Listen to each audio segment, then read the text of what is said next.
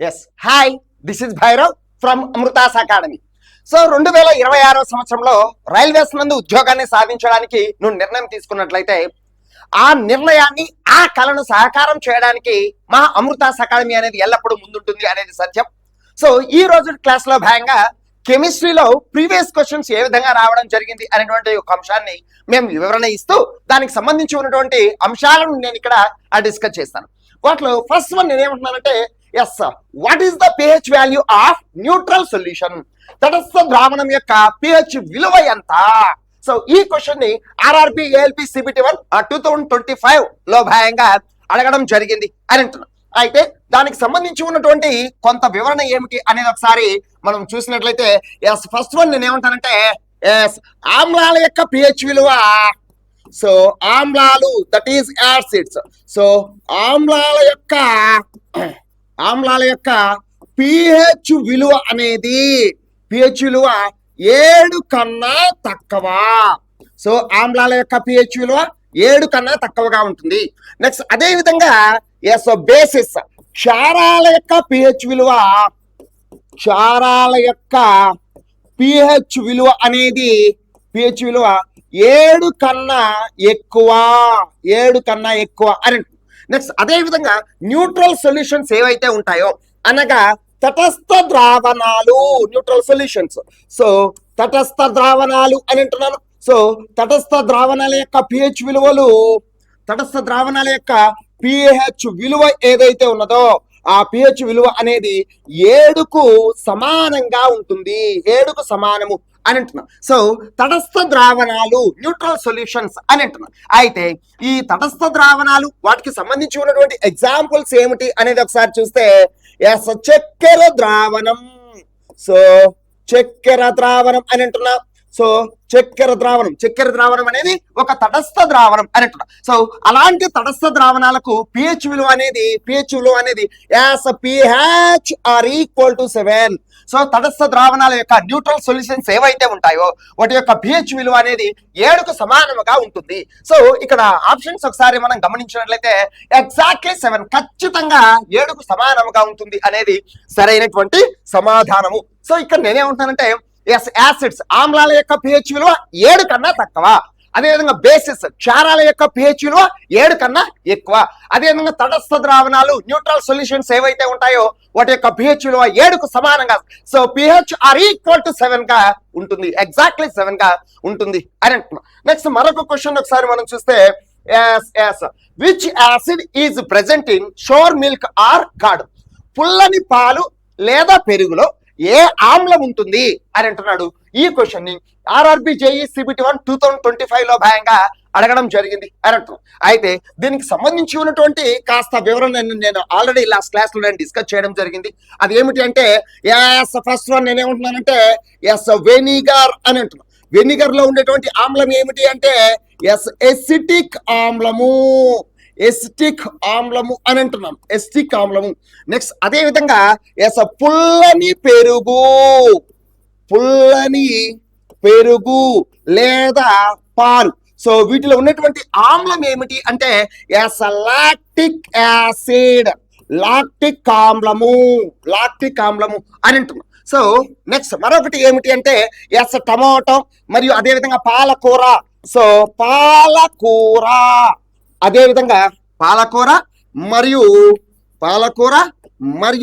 Tomato వీటిలో ఉండేటువంటి ఆమ్లం ఏమిటి అంటే, ఎస్ ఆక్సాలిక్ యాసిడ్, ఆక్సాలిక్ ఆమ్లము అనేది ఎస్ ఉంటుంది. అదే విధంగా నిమ్మ మరియు నారింజ. సో నిమ్మ నారింజ మొదలగు సిట్రస్ జాతి ఫలాలలో ఎస్ సిట్రిక్ ఆమ్లము అనేది ఉంటుంది, సిట్రిక్ యాసిడ్ అనేది ఉంటుంది. నెక్స్ట్ అదే విధంగా ఎస్ చింతపండు అని అంటున్నా. సో చింతపండు, అదే విధంగా ఎస్ ద్రాక్ష మరియు పచ్చి మామిడి. సో పచ్చి మామిడి వీటిలో ఉన్నటువంటి ఆమ్లం ఏమిటి అంటే, yes tartaric acid. So tartaric ఆమ్లము, టార్టారిక్ యాసిడ్ అనేది ఉంటుంది. ఇవన్నీ కూడా డెఫినెట్ గా గుర్తు పెట్టుకోవాలి. సో పుల్లని పాలు లేదా పెరుగులో ఏ ఆమ్లం ఉంటుంది అంటే lactic acid. So vitamin, so option C is the right answer అని అంటారు. ఇక్కడ ఒకసారి ఆప్షన్లు మనం ఒకసారి గమనించినట్లయితే సో ఫస్ట్ ఆఫ్ ఆల్ నేను ఏమంటున్నానంటే ఎస్ ఫార్మిక్ యాసిడ్. ఈ ఫార్మిక్ యాసిడ్ అనేటువంటి ఈ ఆమ్లము ఎస్ రెడ్ యాంట్ ఎర్ర చీమ నందు, అదేవిధంగా ఎస్ తేనెటీగ, అదేవిధంగా దురద గుంటాకు లేదా దూలగొండి మొక్క అని అంటాం దాన్ని. సో దురద గుంటాకు ఎస్ నెటిల్ ప్లాంట్. సో వీటిలో నేను ఇక్కడ ఏవైతే చెప్తున్నానో వీటిలో ఏ ఆమ్లం ఉంటుందంటే ఎస్ ఫార్మిక్ యాసిడ్ అనేది ఉంటుంది. అదేవిధంగా టార్టారిక్ యాసిడ్ వీటిలో ఉంటుందంటే అతి ప్రధానంగా ఎస్ చింతపండు, ద్రాక్ష మరియు పచ్చి మామిడి, వీటిలో టార్టారిక్ యాసిడ్ అనేది ఉంటుంది. అదేవిధంగా లాక్టిక్ యాసిడ్ అనేది అతి ప్రధానంగా పుల్లని పెరుగు లేదా పాలలో ఉంటుంది. ఆస్కార్బిక్ యాసిడ్ ఏదైతే ఉంటుందో ఈ ఆస్కార్బిక్ యాసిడ్ అనేది అతి ప్రధానంగా ఎస్ ఉసిరి ఆమ్లాలో ఉంటుంది అని అంటున్నాం. Okay, clear. నెక్స్ట్ మరొక క్వశ్చన్ ఏమిటి అంటే yes what gas is evolved when sodium carbonate react with dilute hydrochloric acid అని. సో సోడియం కార్బోనేట్ విలీన హైడ్రోక్లోరిక్ ఆమ్లంతో చర్య పొందినప్పుడు ఏ వాయువు విడుదలవుతుంది? ఈ క్వశ్చన్ ఆర్ఆర్బి ఎన్టీపీసీ మెయిన్స్ 2025లో భాగంగా అడగడం జరిగింది. వాస్తవానికి ఈ క్వశ్చన్ కాస్త డెప్త్ గా అడగబడినటువంటి క్వశ్చన్. ఓకేనండి. ఎస్, ఇక్కడ ఒకసారి మనం చూస్తే దీనికి వివరణ అనేది మీకు అవసరం.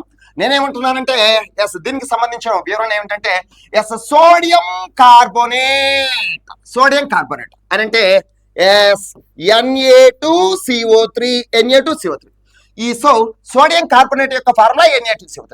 అదేవిధంగా విలీన హైడ్రోక్లోరిక్ యాసిడ్ అంటే ప్లస్ HCl. సో ఆ రెండింటి మధ్య చర్య పొందినప్పుడు ఏ వాయువు విడుదలవుతుంది అనేది ఇక్కడ అడిగినటువంటి క్వశ్చన్. ఇక్కడ ఈ రెండింటికి మధ్య చర్య జరిగినప్పుడు విడుదలయ్యే వాయువు ఏమిటంటే ఎస్ ఇక్కడ చూడండి. So sodium carbonate plus HCl ఈ రెండింటికి మధ్య చర్య జరిగినప్పుడు డెఫినెట్ గా NaCl సోడియం క్లోరైడ్ ఏర్పడుతుంది. అదేవిధంగా CO2 గ్యాస్ విడుదలవుతుంది. ప్లస్ వాటితో పాటుగా నీరు కూడా విడుదలవుతుంది. అయితే దీనికి సంబంధించి ఉన్నటువంటి ఒక ఫార్ములా ఏమిటంటే సోడియం కార్బోనేట్. ఈ సోడియం కార్బోనేట్ మనం ఏమని పేరుతో పిలుస్తామంటే మెటల్ కార్బోనేట్ లేదా లోహ కార్బోనేట్లు అనేటువంటి పేరుతో మనం పిలుస్తాం. సో సోడియం కార్బోనేట్ ఏమంటామంటే మెటల్ కార్బోనేట్ అని అంటాం. ఎందుకంటే సోడియం అనేది ఒక మెటల్ CO3 ఉంటే దాన్ని కార్బోనేట్ అంటాం. So metal carbonate react with acids.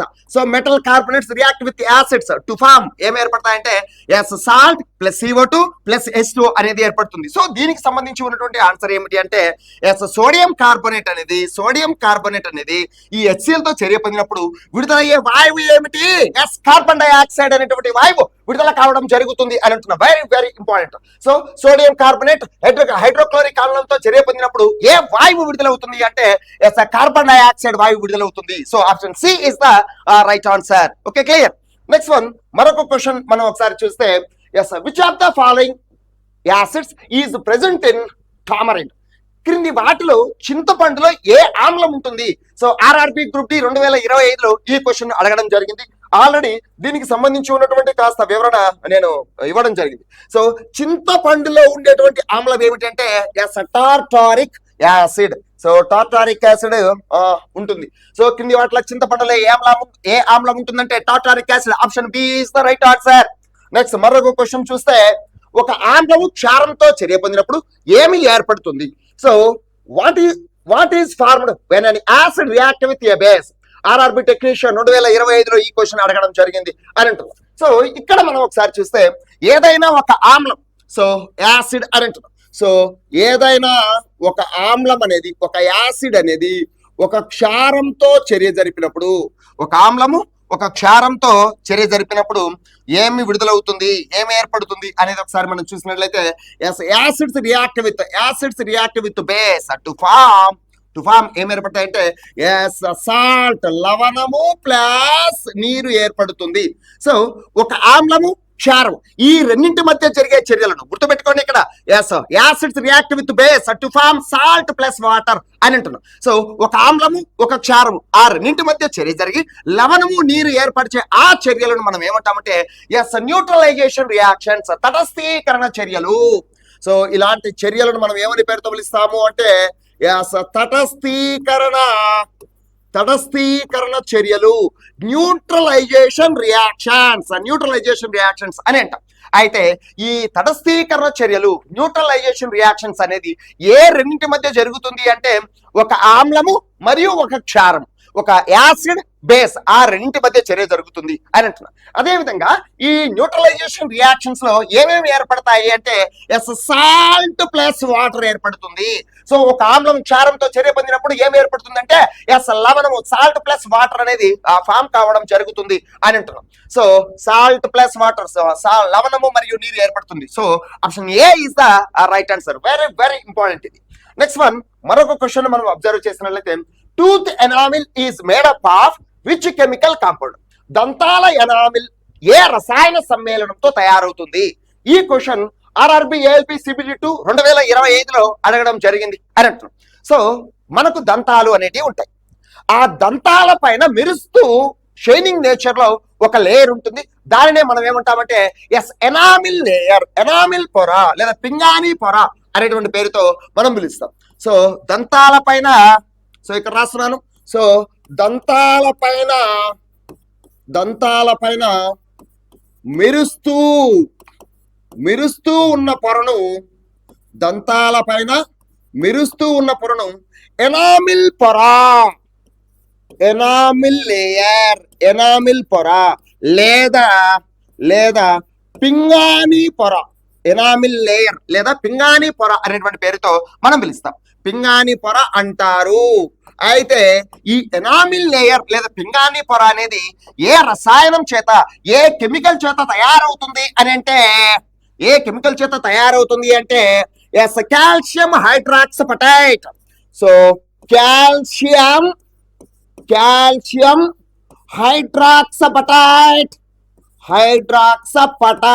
Calcium హైడ్రాక్సపటైట్ అనేటువంటి రసాయనం చేత తయారవుతుంది.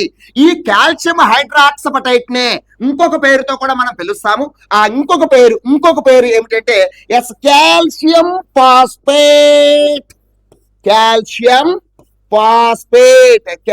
పాస్పేట్ అని అంటాం.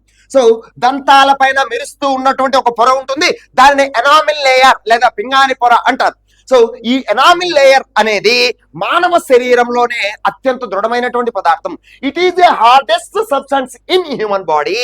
సో మానవ శరీరంలోనే అతి గట్టిగా, అత్యంత దృఢంగా ఉన్నటువంటి పదార్థం ఏమిటయా అంటే ఈ ఎనామిల్ లేయర్. అయితే ఈ ఎనామిల్ పొర అనేది కాల్షియం హైడ్రాక్సపటైట్ అనేటువంటి రసాయనం చేత తయారవుతుంది. ఈ కాల్షియం హైడ్రాక్సపటైట్ నే మనం ఇంకొక పేరుతో కూడా పిలుస్తాం కాల్షియం పాస్పేట్ అని అంటారు. సో దంతాల ఎనామిల్ ఏ రసాయన సమ్మేళనంతో తయారవుతుంది అంటే calcium phosphate. So option A is the right answer అని అంటున్నాం. సో నెక్స్ట్ క్వశ్చన్ మనం ఒకసారి చూస్తే ఇక్కడ చూడండి, ఒక బిగ్ అనౌన్స్మెంట్ ఏంటంటే time table target railways job 2026. So Charan sir mathematics express అనేటువంటి పేరుతో ప్రతిరోజు ఉదయం daily 7 AM so class start అవుతుంది. నెక్స్ట్ అదే విధంగా భైరవ్ సార్ సైన్స్ ఎక్స్ప్రెస్ అనేటువంటి పేరుతో డైలీ 7 PM కు జనరల్ సైన్స్ క్లాస్ స్టార్ట్ అవుతుంది. సో రైల్వేస్ లో ఉద్యోగాన్ని సాధించాలంటే గుర్తు పెట్టుకోండి, 2026 చివరి సంవత్సరం అనుకోండి. ఈ 2026లోనే 100% రైల్వేస్ లో ఉద్యోగాన్ని సాధించి మీ కళను సహకారం చేసుకోవాలి. అయితే రైల్వేస్ లో ఉద్యోగాన్ని సాధించడం అంత తేలిక అంటే కాదు, దానికి ఒక నిర్దిష్టమైనటువంటి ప్రణాళిక అవసరం. సో ఒక సర్టన్ ప్లాన్ అనేది అవసరం. ఆ ప్లాన్ ఆధారంగా మీరు చదవవలసి ఉంటుంది. అయితే ఆ ప్లాన్ ఇంప్లిమెంట్ చేయాలంటే మీకు 2 సబ్జెక్టులు అత్యంత కీలకం. ఆ 2 సబ్జెక్టులు ఏంటివయ్యా అంటే ఒకటి మ్యాథ్స్ కాగా రెండవది జనరల్ సైన్స్. సో ఈ 2 సబ్జెక్టులు మీకు తరవగా బాగా గ్రిప్ లో ఉన్నట్లయితే రైల్వేస్ లో ఉద్యోగం సాధించడం మరింత తేలిక అవుతుంది.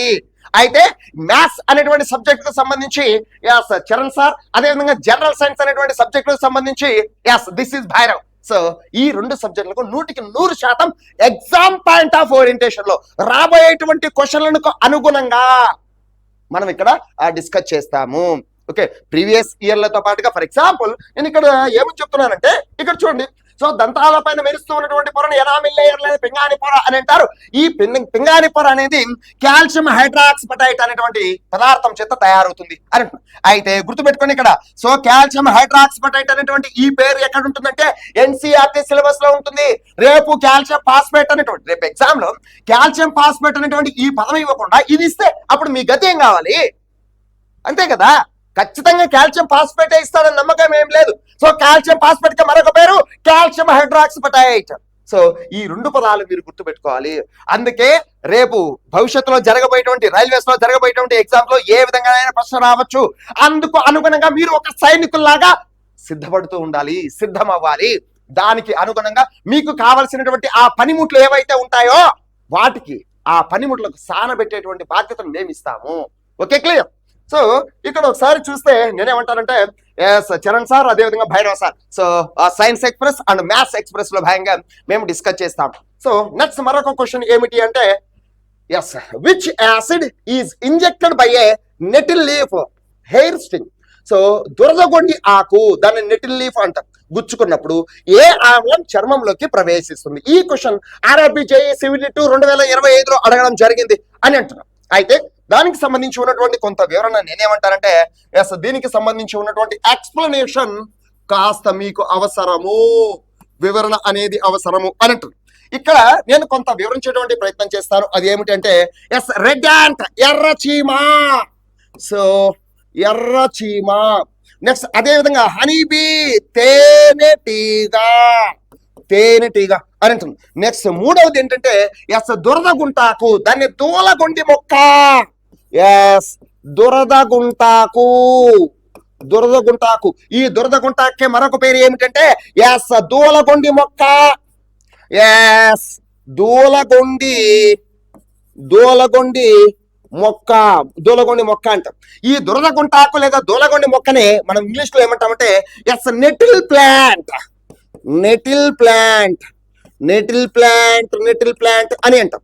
సో ఈ ఎర్రచెమ్మ కుట్టినప్పుడు, అదేవిధంగా తేనెటీగ కుట్టినప్పుడు, అదేవిధంగా దురదగుంటాకు ఏదైతే ఉన్నదో అది మన చర్మానికి తగిలినప్పుడు మన చర్మంలోకి ఏ ఆమ్లం ప్రవేశిస్తుంది?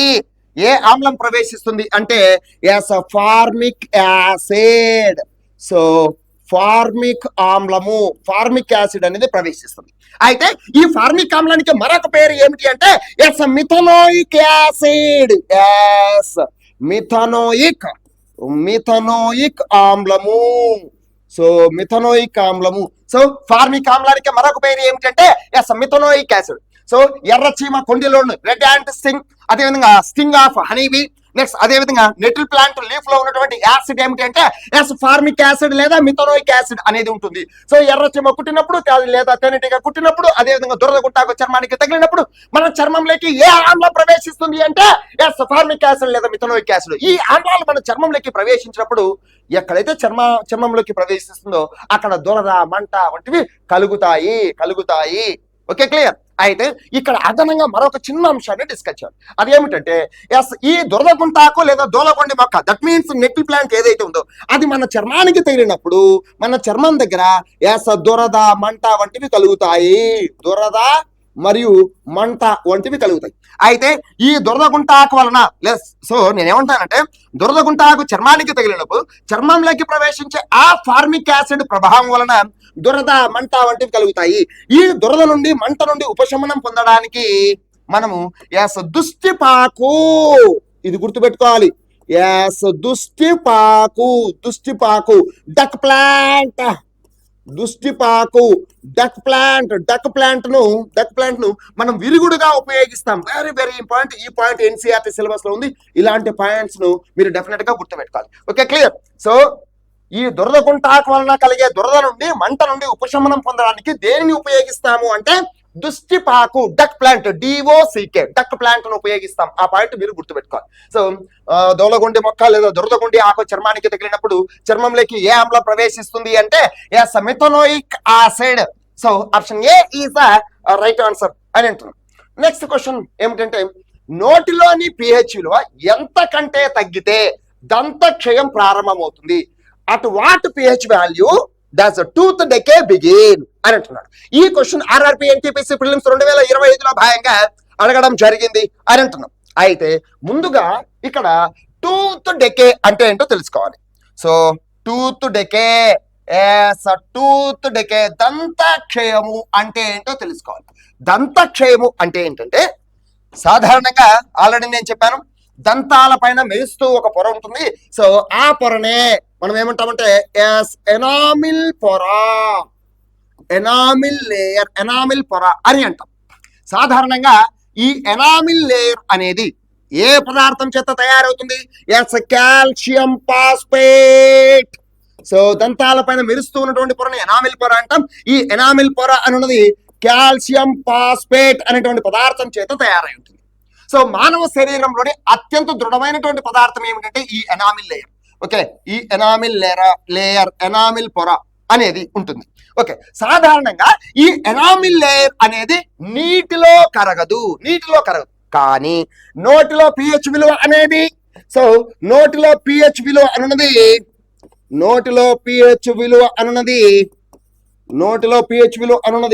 5.5 కన్నా తగ్గితే, 5.5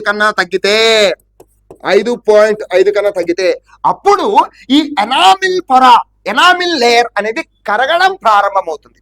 నోటిలో pH విలువ అనేది 5.5 కన్నా తగ్గితే అప్పుడు ఈ ఎనామిల్ లేయర్ కరగడం ప్రారంభమవుతుంది.